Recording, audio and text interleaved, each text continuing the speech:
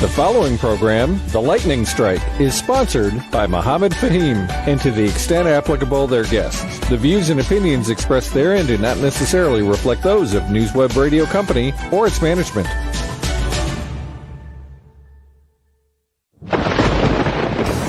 Get ready to be jolted out of the ordinary and into a world where conversations are charged with intensity and facts. The Lightning Strike Talk Radio with your host, Mohammed Faheem, broadcasting live from the heart of the city on Chicago's Progressive Talk Radio, WCPT 820 AM. Welcome to a radio show that charges through the airwaves with an electricity like no other. Here's your host, Mohammed Faheem.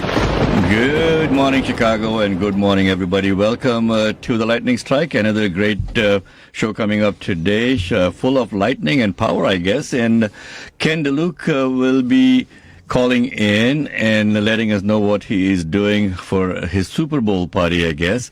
John Arena is in the studio with me. Also joining us today at the Person of the Week will be Arelene Santiago, and we'll be bringing her in as usual at the third segment of the show.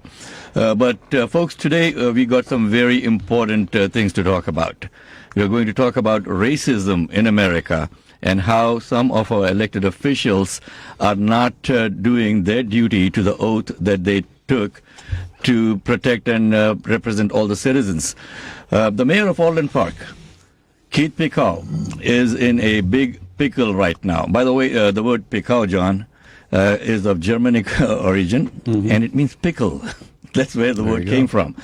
So, living up to the name. Here he is living up to his name. Here's what happened, folks.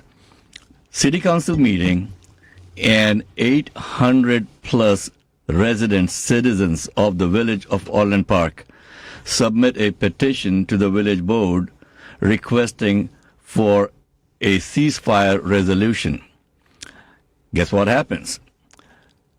Well, you don't have to guess anymore. I've got Shad Mohammed, who is a resident of Orland Park, who was at the meeting, and he spoke. So we're going to have Shad let us know personally what happened. So it's coming straight from the horse's mouth. Or we also have Imad Hamad joining us. He is the executive director of the American Human Rights Council. Imad would be joining us from Michigan. Imad and Hamad, thank you both very much. Welcome to WCPT. Thank you. It's a pleasure being with you. Wonderful. And Shad, before we go into what happened, here's what I want to do, folks, so that you know exactly what the reference is. We're going to play the actual recording, which is a public recording of the mayor's remarks in the village board meeting. If you could, please go ahead, Henry. I'm an American. I'm not a German American. I'm an American.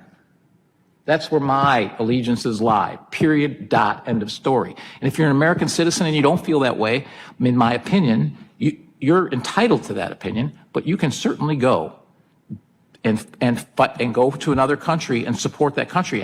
And all the power to you if you choose to do that. That, folks, is the mayor of an American city displaying his ignorance and for lack of a better word, John, how would you define something like that? A public official on a public platform just displaying his intense racism, folks. I'm an American. I'm an American too, Mayor Pekau. Yeah, it's stunning to say, you're welcome to your opinion here in America, but go somewhere else to express it. You have to travel around, across the world to express. No, if you're an American and you have even a basic understanding of the First Amendment, people's right to petition government in a board meeting saying, here's an issue that is important to us. And you told me before the show, the city with the largest Palestinian population in the country. Yep. So he represents these people, and to say, no, why don't you go somewhere else and express your opinion? It's horrifying. So, Shad, if you could please join us and let us know what happened. You were one of the speakers at the city council meeting. Good morning. Yeah, no, actually, I wasn't one of the speakers. Okay. But we did have 5 longtime Orland Park residents Okay. who were given basically 3 minutes each to speak at the podium. They were healthcare workers, educators, businessmen, and there was even a doctor. And each one of them basically got up and spoke professionally, passionately, and respectfully.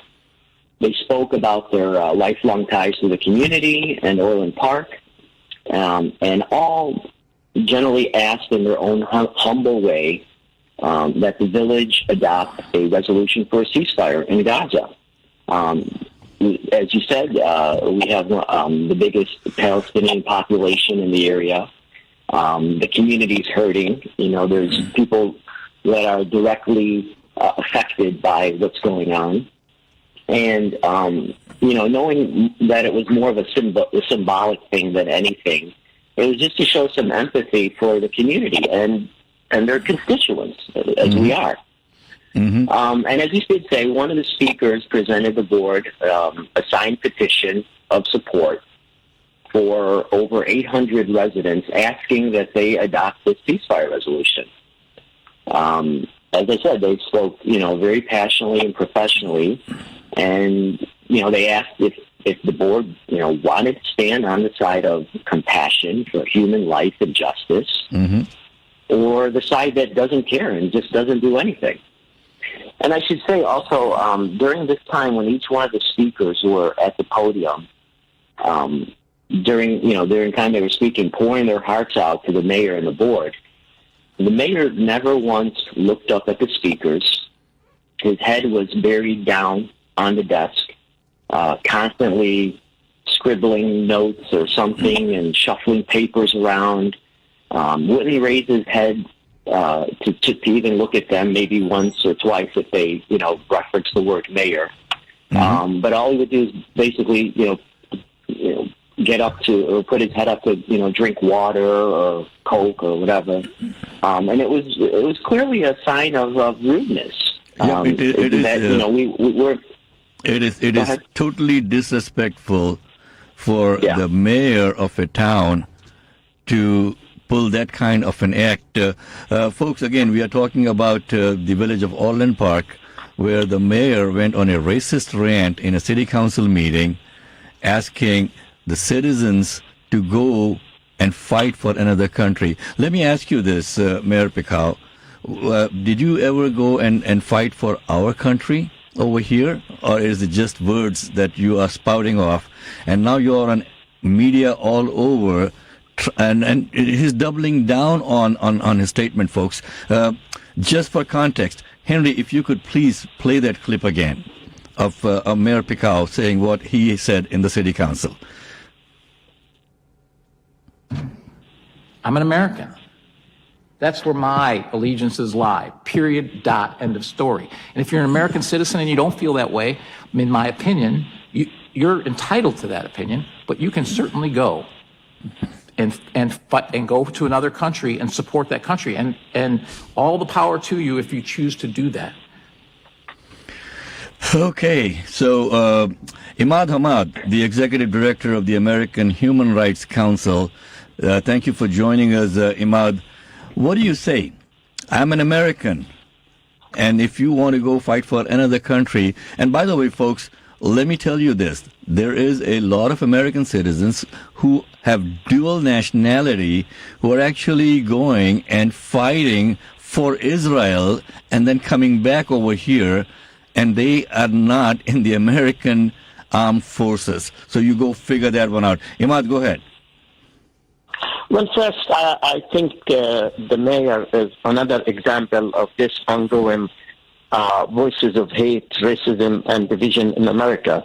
It's clear that the mayor is one ignorant, naive person. I don't think that he lived in America, because if he lived in America and he lived up to his Americanism, the first thing he needs to recognize is this is a nation with a rich diversity that makes it as great as it is. So this is, unfortunately, a typical racist elected official. And I think the people of his city should hold them accountable. And I think the same way it's consistent with the movement in the U.S. You don't have to be a Muslim, you don't have to be an Arab, you don't have to be a Palestinian to be human. Humanity is what counts, and it's obvious that this mayor does have a problem with his own sense of humanity. Simple and loud and clear. He should not be given any attention, and I think the election and voting is the practical response to ignorant and racist people like him. Okay, so let's see. Shad, you were talking to me about a town hall that is being arranged in Orland Park. You want to say a little bit about the timing and where you're going to be doing it? Yeah, well, it looks like, there was clearly an outpouring of sadness of what happened, and, the community really was awakened by, the comments that he made.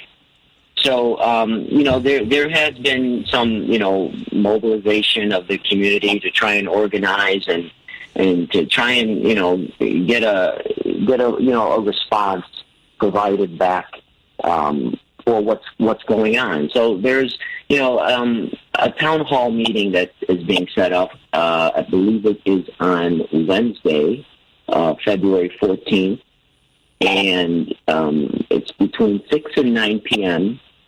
And I don't have the name of the location, but it's at an address of 15348 South 70th Court in Orland Park. And it's basically just get the community out there and have some discussions and get some voter registration going. Okay, wonderful. And there's going to be some speakers. Yeah, and so it's just to give the community a place to express themselves and discuss with their other members of the community what's been going on and maybe just how to within the laws and the civic responsibilities of how to respond to such an act by the mayor. Perfect. That is a perfect segue to Ahmad Rehab, and Ahmad Rehab is the executive director of the CAIR. And Ahmad, thank you so much for joining us. What do you say, man? I mean, we have been fighting against this ignorance in this country for so long now, but still there are some public officials who don't seem to get it that this is America. Mr. Ahmad Rehab from CAIR. Ahmad, you're on the air. Thanks for having me on.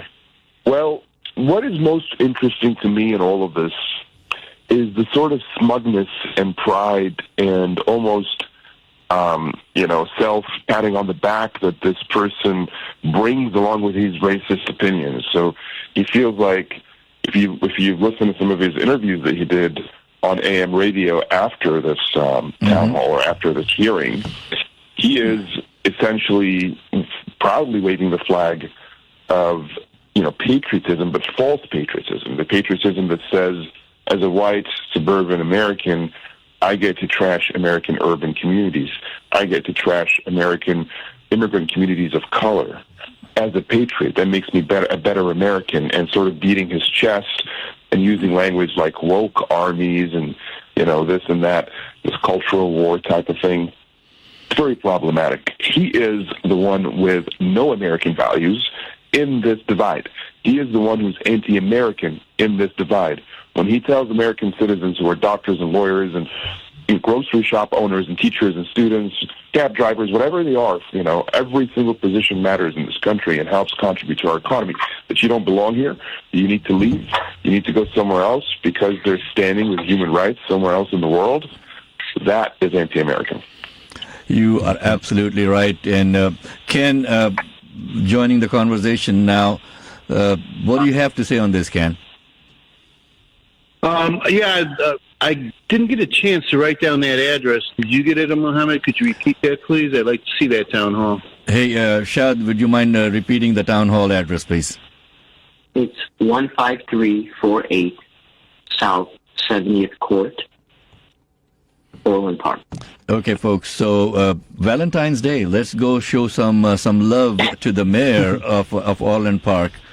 I'm going to be there, and try to join us, folks. If you want to join the conversation, the number to call in is 773-763-9278. This is the Lightning Strike Talk Radio Show. We come every Sunday morning from 9 to 10 on WCPT, where facts matter. And the fact of the matter is, we got a racist mayor out there, and we got to call him out. And we got Amin calling in, I believe, from Joliet. Amin, good morning. You are on WCPT with John and Ken and Mohammed. Okay, peace be with you. I'd like to comment. I got three things to say regarding the mayor.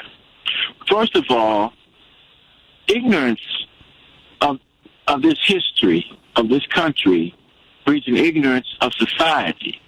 And an ignorant society breeds a hatred.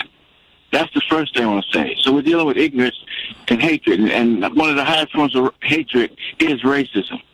But I want to give something from my own personal experience regarding this type of ignorance, this attitude about go back where you come from or go somewhere else.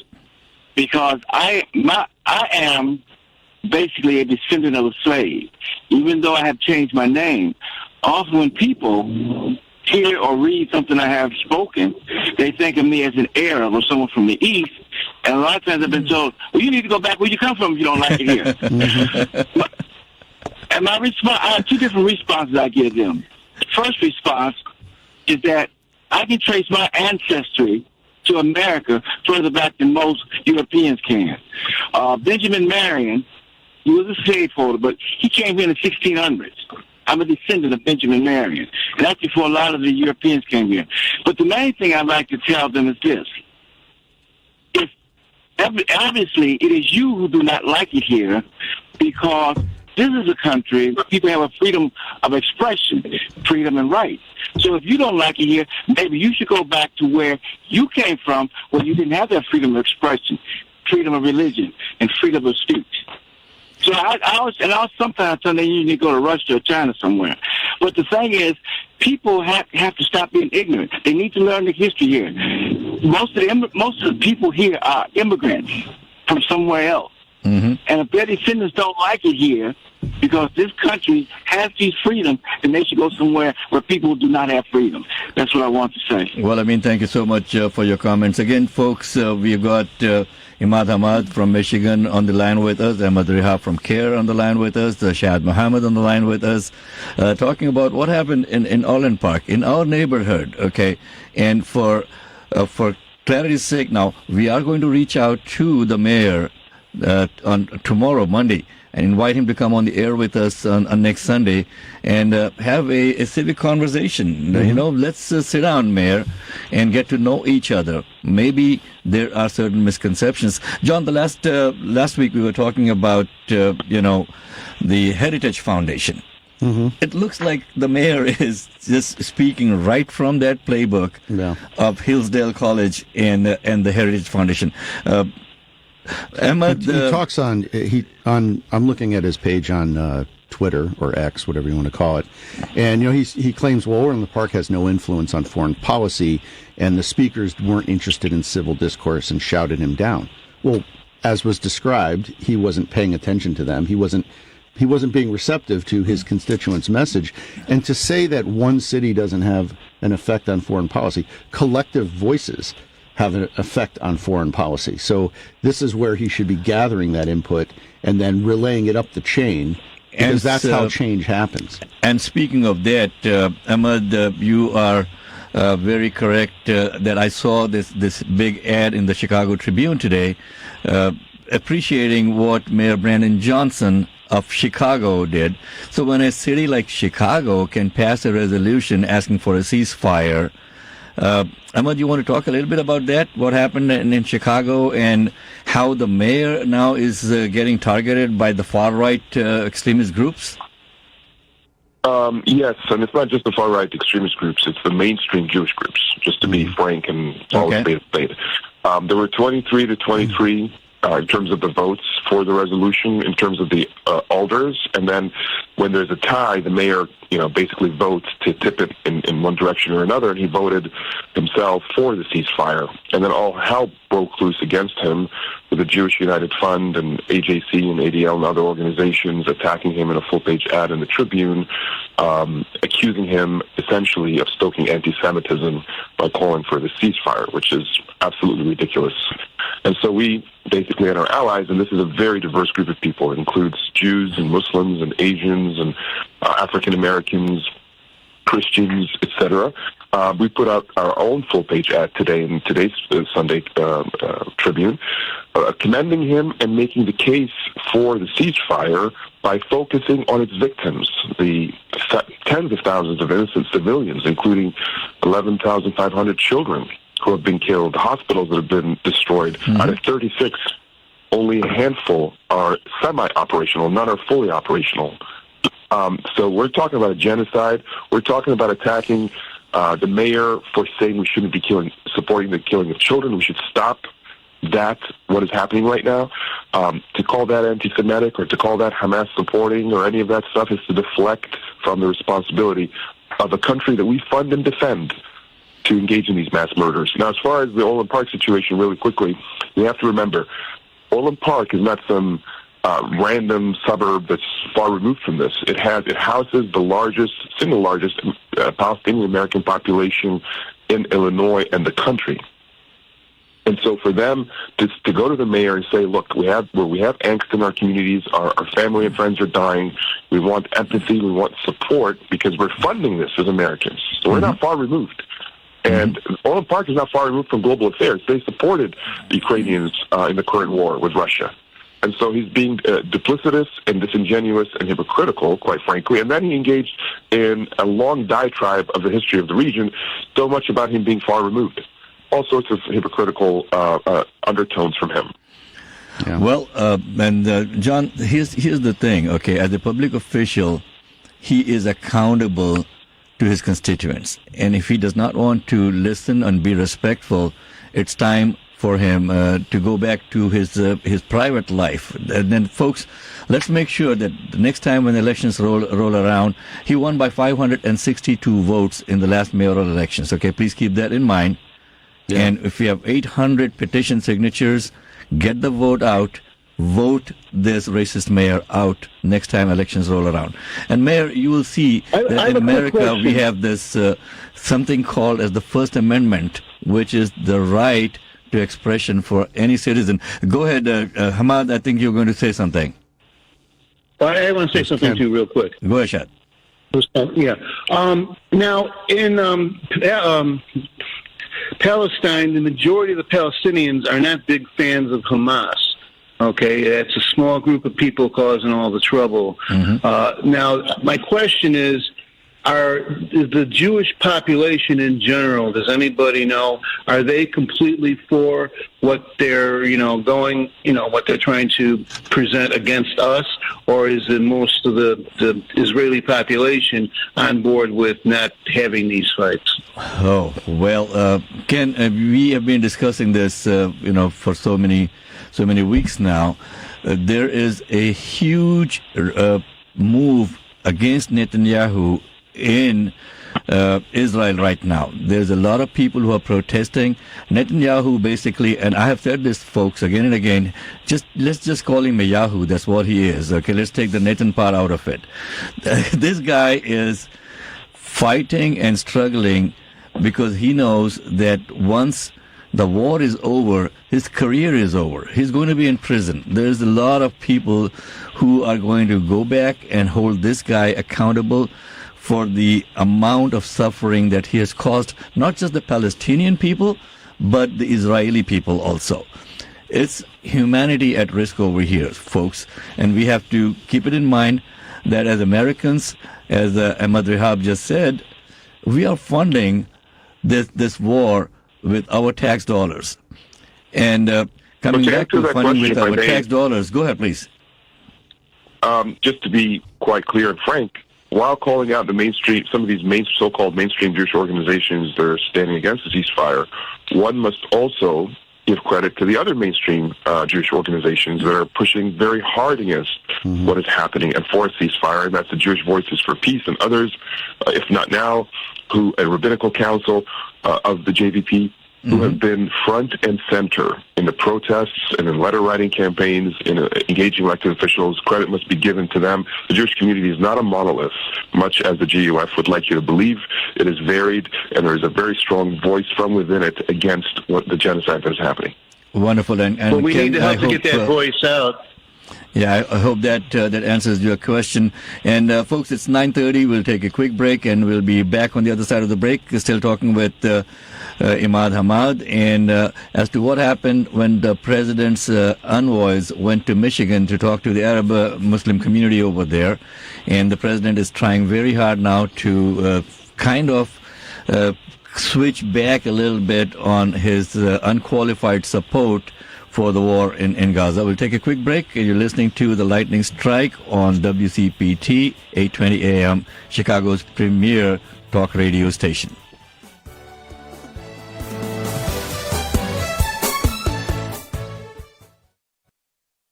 Did you know there's an Illinois mandate that states by 2025, ComEd has to have 25% of the energy they deliver come from a green source? Because of this, plus the fees and taxes you've already paid on this program, if you qualify, you can get solar on your home at no out-of-pocket cost. This can mean an average savings on your electric bill of maybe 30 to 50%. More importantly, it would eliminate the uncertainty of ComEd raising your rates by whoever knows how much each year.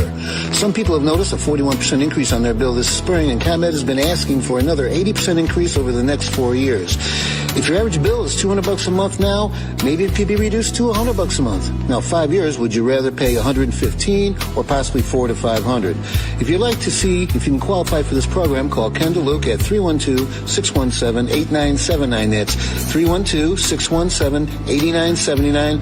Help us save the environment and change that electric bill burden. That's 312-617-8979. Take advantage of this program while it's still available. Welcome back to the Lightning Strike with Mohammed Faheem. Good morning, folks. Welcome back to the Lightning Strike. You are tuned in to WCPT, where facts matter. And fact of the matter, like I said, today is we got somebody who needs to be held accountable for their actions, especially if he's a public official.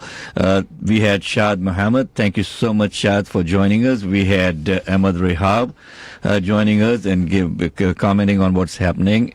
And Ahmad, thank you so much for joining us. Again, I know that you are busy on Sundays and busy like every day of the week now with what is happening in our country. So, Imad Hamad, if you could please walk us through what's been happening in Michigan with the Arab community over there. Well, first, going back to the city resolutions calling for ceasefire, it's been increasing and increases rapidly, like in Michigan, across the state. So this is becoming the norm now. Despite the fact that we see bad examples such as the mayor of Orland in Chicago. Now, in Michigan in particular, I think as a swing state, same as the rest of the swing states, it's of a prime interest, prime attention, prime focus for the Biden administration and the Biden campaign.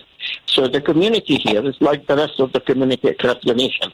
As I noted, you don't have to be a Muslim or Arab to be human or to uphold your human values, and even the American democratic values that we cherish and that we take pride that we, in the middle of this chaos, that we are the community that we are fighting for it. So the Biden administration desperately been trying to meet with the Arab American leaders and the Muslim American leaders in Michigan. So far, all efforts failed, with the exception of the last round, where a few leaders, unfortunately, crossed the line and cut off the community will, and the vast majority of the community vows not to meet, because there is nothing for us, there is nothing new for us to say, nothing for us to present, nothing that we will say or do that they are not aware of it in advance. Plus, it's the same for the Biden administration and the Biden campaign. So people decided, abandoning Biden, and under no circumstances they will lend that vote of support to Biden. We were talking about holding elected officials accountable, and yet, yes, we as peace-loving people, not just our community, we're trying to hold the administration accountable for losing the moral compass of our nation here, supporting unconditionally the genocidal war against Palestinians in Gaza and the West Bank. So it's a very daily activities. It's an active engagement that is no different than the engagement of the rest of the community across the nation and across the world. Well, I see that Vice President Kamala Harris wanted to meet with members of the Arab American community, but those plans were abruptly postponed this week after leaders decided not to move forward. So at least that is a good move. Well, they being very desperate. They can meet yesterday, they can meet today, they can meet tomorrow. They can continue meeting till November. It's not going to change any in the book. Now, we understand that some community members, few community members, they are with good intentions, and we understand their good intention, but we think that they are misguided and mistaken. They are granted an opportunity for the Biden campaign just to divide and have to distract the community. Like most of all the participants who participated in the latest round of meeting with the Biden administration representatives came out to say, all what we heard is words of sympathy but no commitment into any action.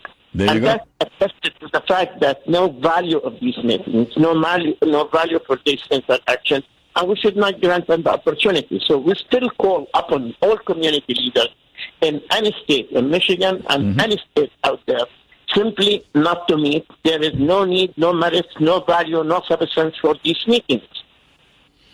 Well, folks, that is Imad Hamad, Executive Director of the Council of America. What is that organization again, Imad? I'm drawing a blank on that.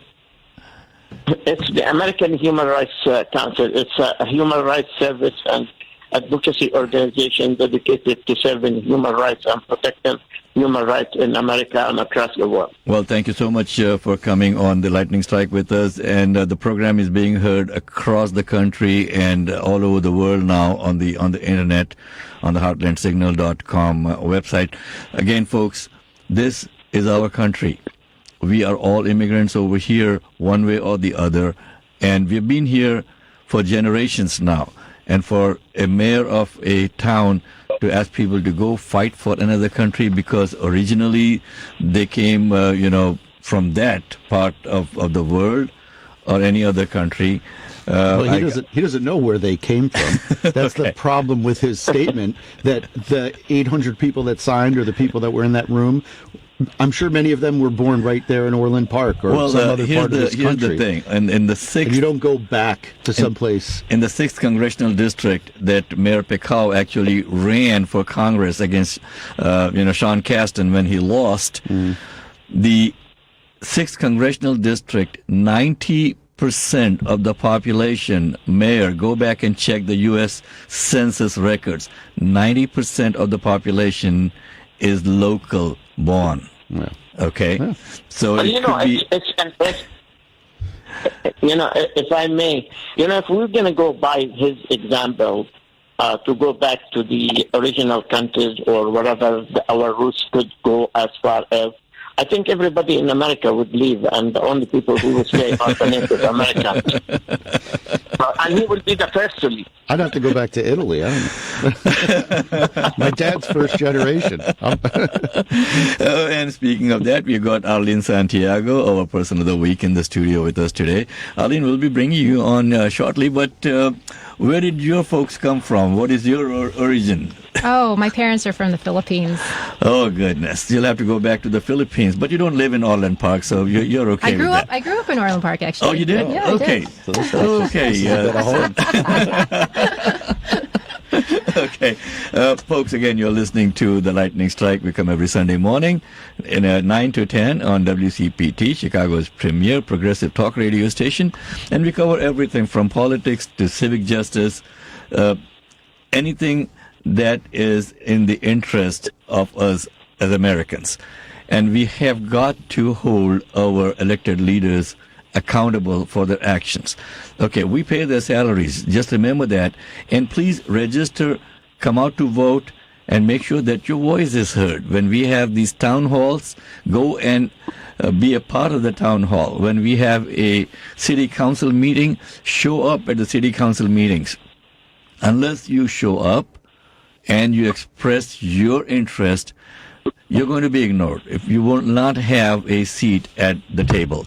And speaking of that, we got John Arena in the studio with us always now. John, thank you for being part of the team. And Henry, thank you for being the engineer for the show today. Dylan is out on vacation, folks. But John, as a city council member or former city council member of the city of Chicago, how was your experience? Well, I mean, I think, I can relate to it in this way, that I represented 55,000 people roughly. Okay. And I guarantee you not all 55,000 agreed with my policies and my approach to things. Mm-hmm. So you have to hear them out. You have to entertain that, and always with the perspective that there's information you might not have or a perspective you might not have that has to inform where you end up on any position or on any piece of legislation. So right. That's for me, what this guy is saying strikes at the heart of what it is to represent diverse communities. And I mean, I won my first election by 30 votes. So clearly my ward was split on the issue of who should represent them and how. But once the election's over, you have to acknowledge you represent everybody's voice. And for him to discount a constituency that took the time to come out to a meeting, which not everybody will do, and on an issue as as fundamental as this is, you can take sides in terms of the war and a perspective on that, but at this point, this has proceeded so far down the road. They've kettled everybody down to one city on the south end of of Gaza, and then to say, well, what is the response, a reasonable response, look like to one act? And at this point, with 27,000, almost 30,000 now. It's almost 30,000. Yeah. It's not just the number of people that have been killed, John. The number of people that have been injured is horrible. Yeah, okay, that's in the hundreds of thousands, and millions displaced. Every single day, 8 to 10 little kids are getting their legs amputated. Folks, just think about it. Visualize what is happening over there. And anytime that the president is stepping up and asking Netanyahu to dial it back, the president is saying, oh, it's over the top. Netanyahu is just showing his middle finger to our president. And why should we take it? It is time that we take our country back, folks. And elections are coming up. This is your chance now to step up and say, enough is enough. We are not going to let our money and our name be smirched like that in the rest of the world. The other countries are laughing at us. Okay?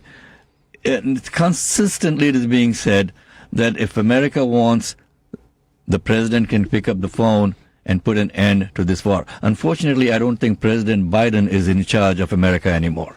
Okay? We have got a dual citizen who is leading the American foreign policy. And who do you think he's representing? I don't think he's representing America at all. Okay. So we have got Ken DeLuke on the line with us, and we've got our person of the week in the studio with us today. And Imad, Hamad, thank you so much for joining us from Michigan, and we will be continuing this conversation.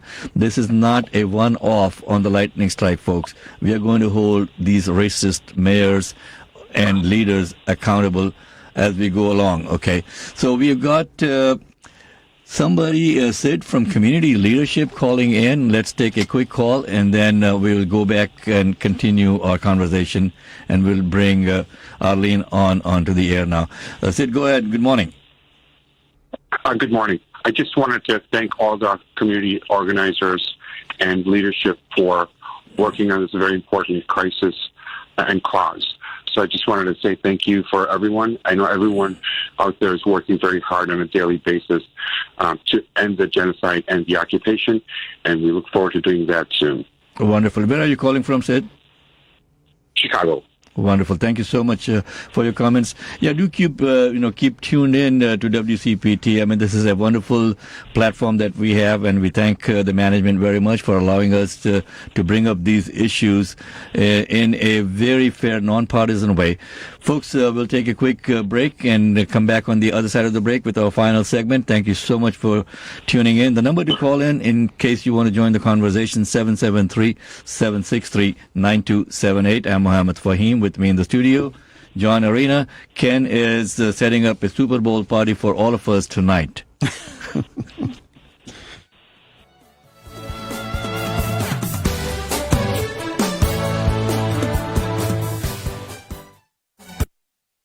Are you a business looking for the right talent or a job seeker searching for your dream career? Look no further than the Center for Strategic Solutions, your workforce solution experts. Our experienced team at the Center for Strategic Solutions is dedicated to connecting employers with top-tier talent and helping job seekers find opportunities that truly align with their goals. We're more than just consultants. We're your partners in success. Ready to take your workforce to the next level or land that ideal job? Contact the Center for Strategic Solutions today at 1-847-306-9274 or visit us online at www.cfssus.com. The Center for Strategic Solutions, your bridge to a brighter future in the Windy City. The number to call is 847-306-9274 or send an email to info@cfssus.com. That is info@cfssus.com. Welcome back to the Lightning Strike with Mohammed Faheem. Folks, welcome back to the Lightning Strike. Joining us now is Sheila White, our segment producer for our Person of the Week. Sheila, good morning. Sheila? Okay, let's, Henry was just showing his fingers out there. There she is. Sheila, good morning. Good morning. I'm excited about our Person of the Week today. Her name is Arelene Santiago. She's one of 50 people in the world that's trained to work with senior citizens and the type of fitness training that she does. Arlene, tell us a little bit about what you do with seniors. Well, I am a mobility and wellness trainer, and people come to me if they need help with their mobility, their flexibility, their strength, their endurance, and their balance, and their chronic pain.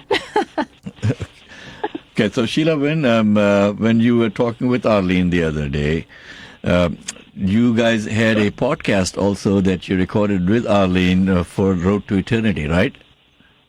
Yes, we did. And it was so interesting because when she talks about mobility, a lot of seniors are moving fast, trying to get to the door, doing things. And she really explained how you should take your time to when you're getting ready to answer the door or grab the phone, because a lot of times seniors have they're moving too fast, and that's how a lot of times accidents happen. And Arlene, explain a little bit about your online classes. I thought that was important as well. Sure. It's called Strength and Mobility for Life.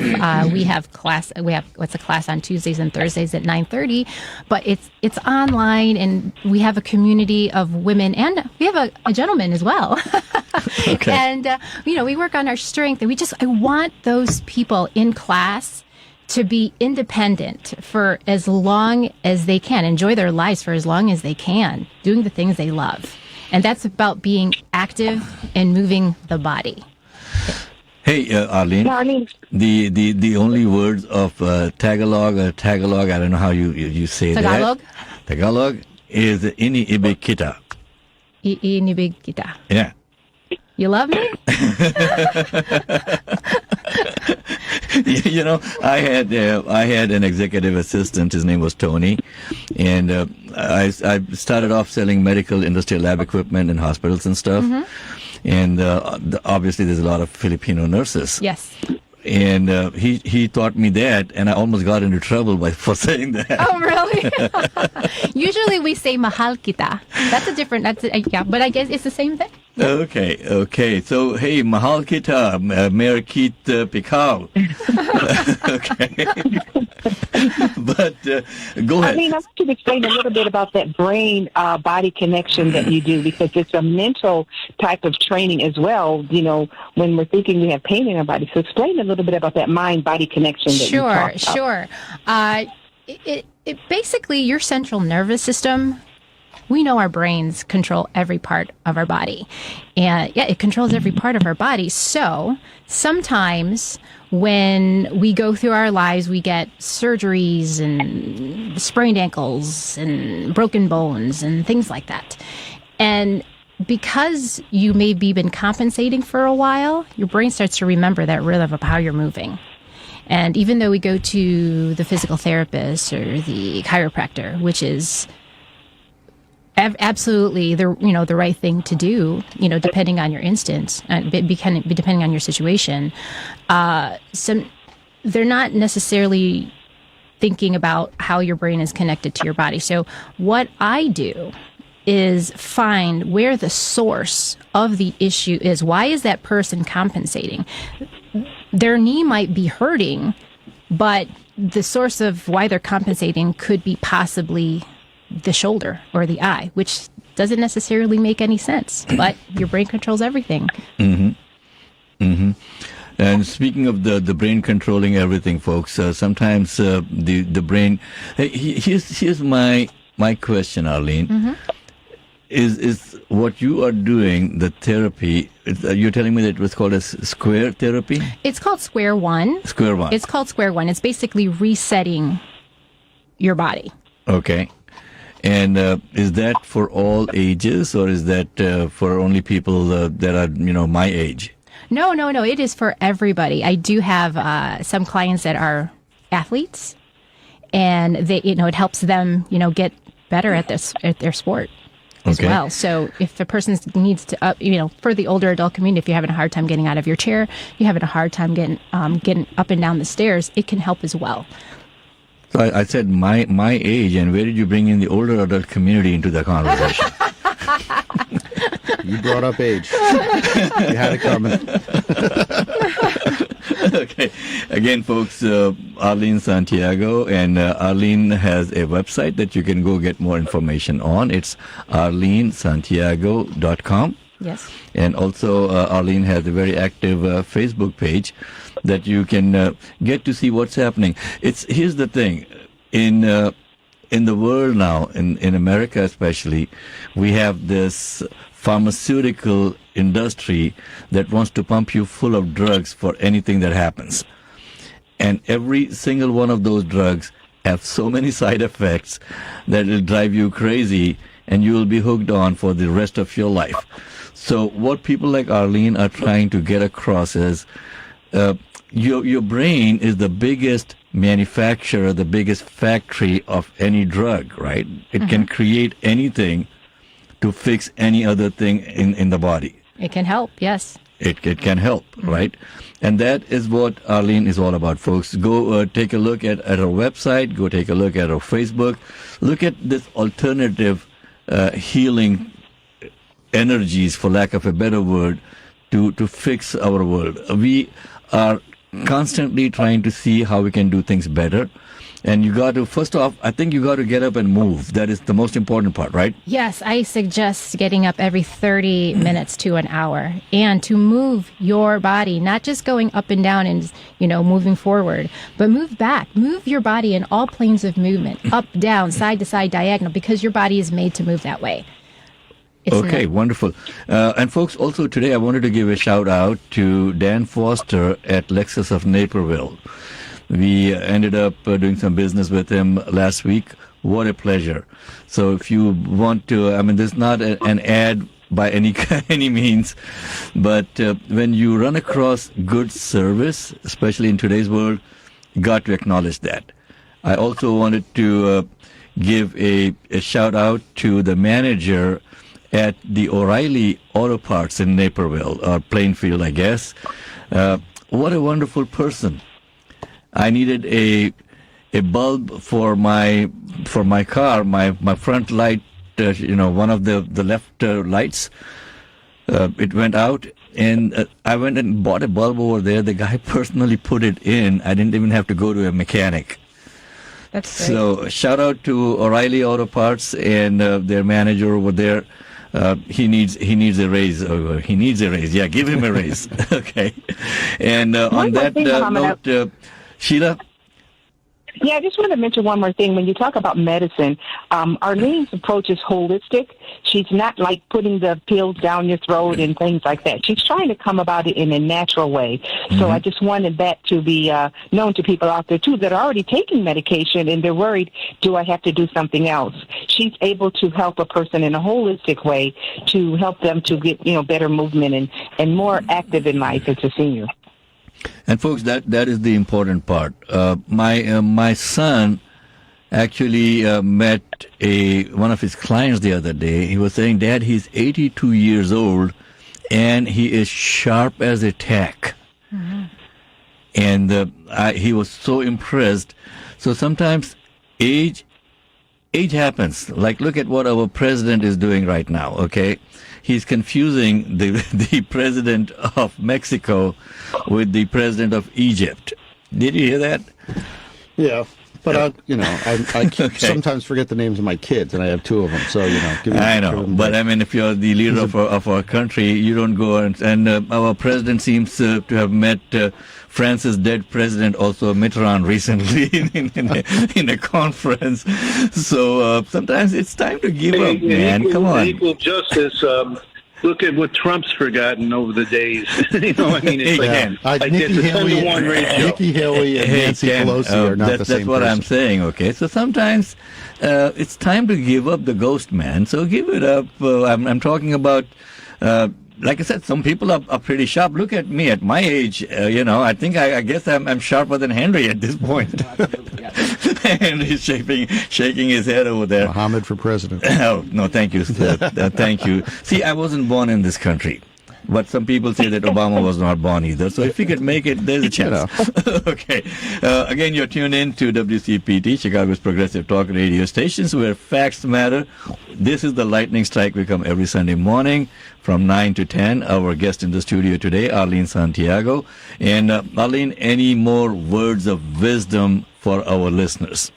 A lot of times we need to just engage our core. Do we know how to engage our core, everybody? Mm-hmm. Okay. I don't. Oh, you don't? Okay. I don't. Because people just suck in their tummies. My core is right now sitting at home. We have a lot of support from our chairs and things like that, but it's so important to engage your core when you're doing any type of activity. And what I like to tell people is squeeze your butt cheeks. If you squeeze your butt cheeks, you're going to help out that lower back pain and you're going to engage that core. Heard that, Henry? Yeah. No more slouching in my chair during the show.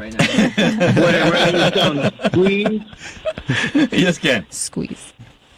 No, I'm just saying I'm writing it down to squeeze. Okay. You're writing this down. Hey, Ken, if you're writing it down, then you won't be able to squeeze them, okay? So you better make up your mind. We either write or you squeeze. You can't do both at the same time. Can I actually chime in here? Because Please, people don't understand, squeeze your butt cheeks, but think about being in an elevator and there's a bunch of people in there and you're going up this high-rise building and you have to pass gas. What do you do? You are going to squeeze those butt cheeks. You guys know how to engage your core. We do it all the time. And on that thought, we are going to leave you for the day today, and you have a wonderful week. I hope you get to squeeze your butt cheeks the rest of the weeks, and stay tuned to WCPT for our other programming coming down the road today and in the rest of the week. This is Mohammed Faheem with John Arena, Ken DeLuke, and Arelene Santiago in the studio today, signing off on the Lightning Strike. Do visit us on our website, www.TLS for thelightningstrikechicago.com, and support the show. There is a donate button on the show website over there, so that we can keep bringing you this wonderful information every Sunday morning. Thank you so much for joining in. We'll see you next week.